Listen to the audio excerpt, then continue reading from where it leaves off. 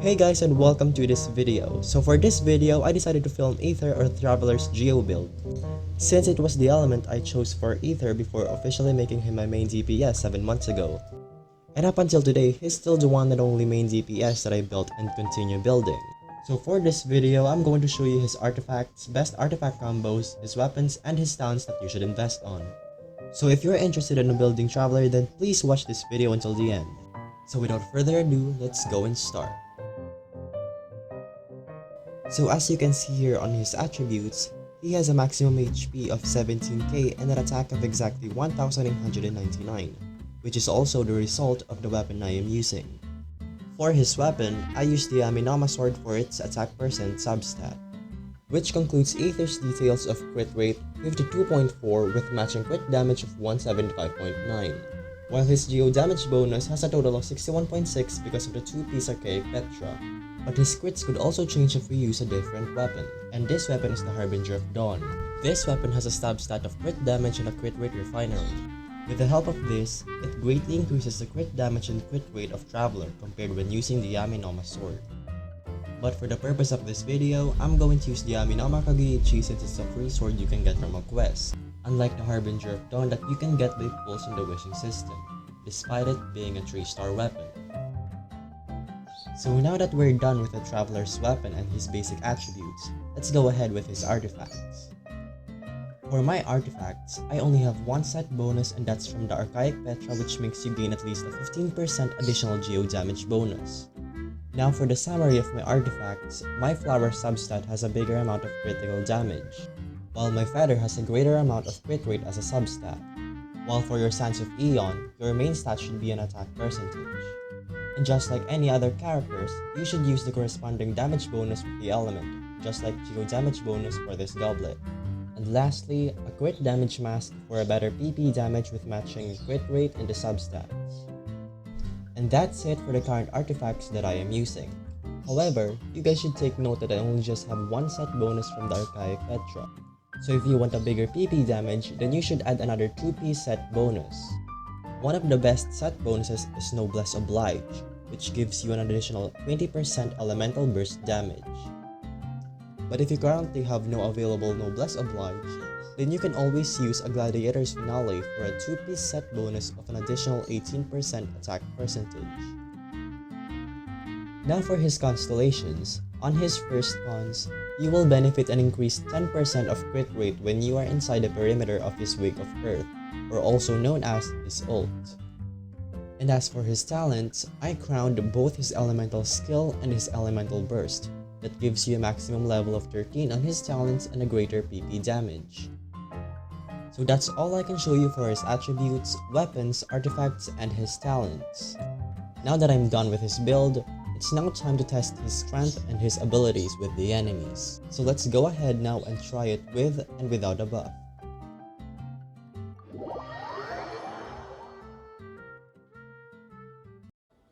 So now that I am in a commission, I will put a skill damage count on the screen for his skill and his burst.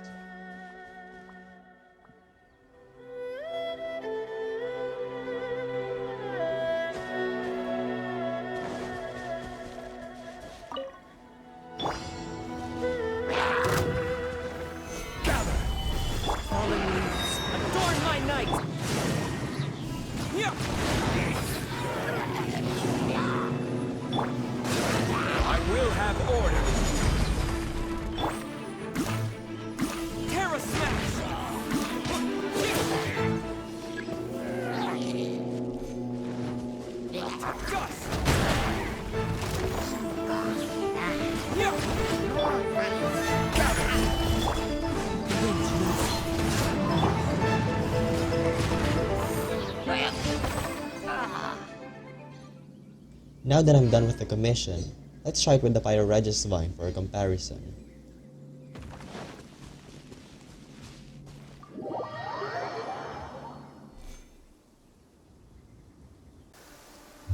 Now that we're here, let's try to fight it with Bennett's buff, to help Aether gain more attack percent by his ult.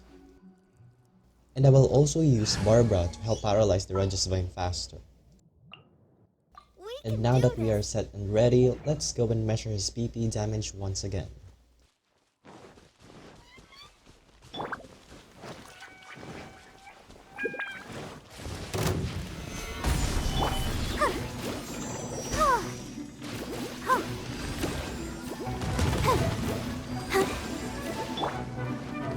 Everybody stand back! Dust!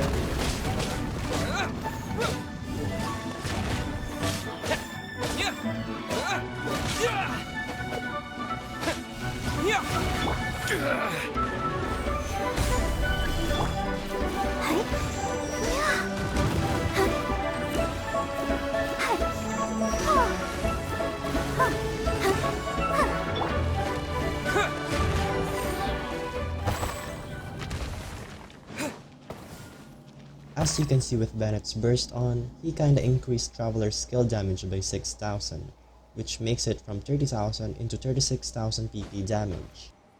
So if you're going to build Aether, then one of his best talents in his Geo build to focus on is his E damage, which is also his elemental skill. Now that pretty much showcases his damage with the enemies in Zivat. However, if you want to know just how much he can improve further with buffs, then we can try it on this domain. And this domain is located just in the northern part of Mount Outsang.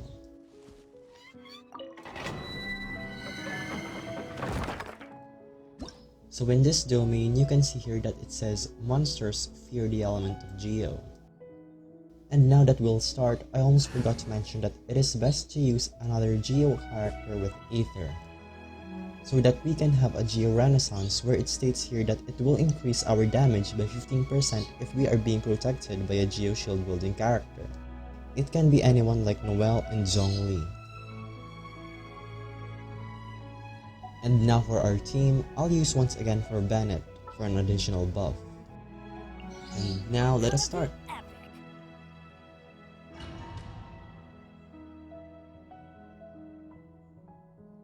So as you can see here, the buff for this domain would be an additional 75% Geo damage bonus, which is really good for Geo Traveler, since it gives us a total of 136.6% Geo damage bonus, while of course the crit rate and damage still remains the same. And now that we're ready, let's once again go and test with his elemental skill.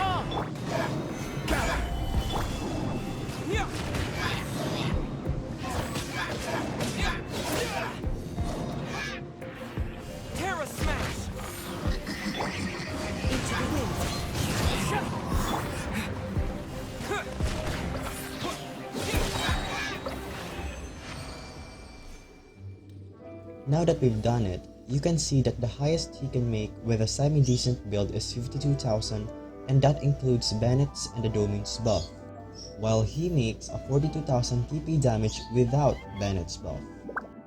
And now that concludes our estimation of TP damage for Aether's elemental skill. On the other hand, the next you should build for Aether is his elemental burst. His elemental burst is one of the best in his gameplay aside from it being an annoying Geo construct during co-op. Because as you can see here in his talents, his ult makes ×4 shockwaves that deals damage with the enemies.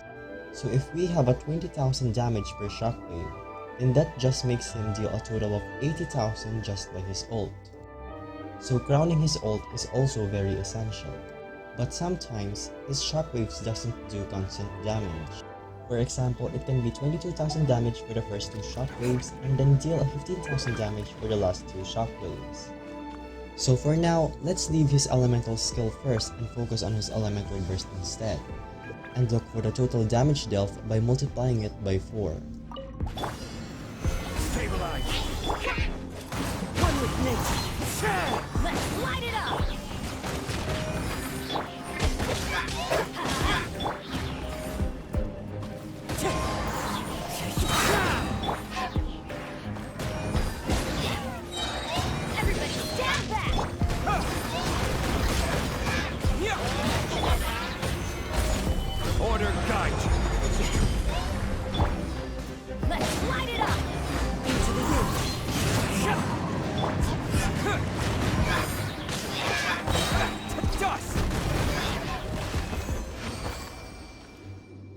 We are now done showing his elemental burst, and as you can see on his last elemental burst, we did a damage of 22,000 damage per shockwave that was constant.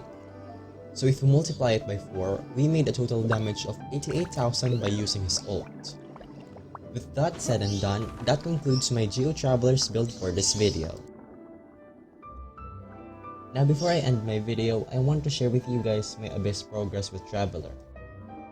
I actually started to try Abyssal Floors 9 to 12 only a month ago, which is really late since I'm already at AR 50 during that time. But the reason I'm going to show you my progress here in the Abyss is to show you the damage I dealt with Aether from a month ago compared to now.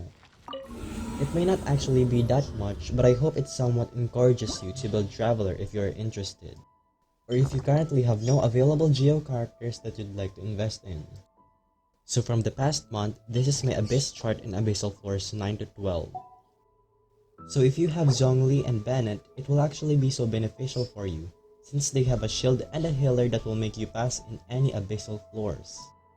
Here is my waxing and waning phases. The other two was from the month of June, and the last would be from this week.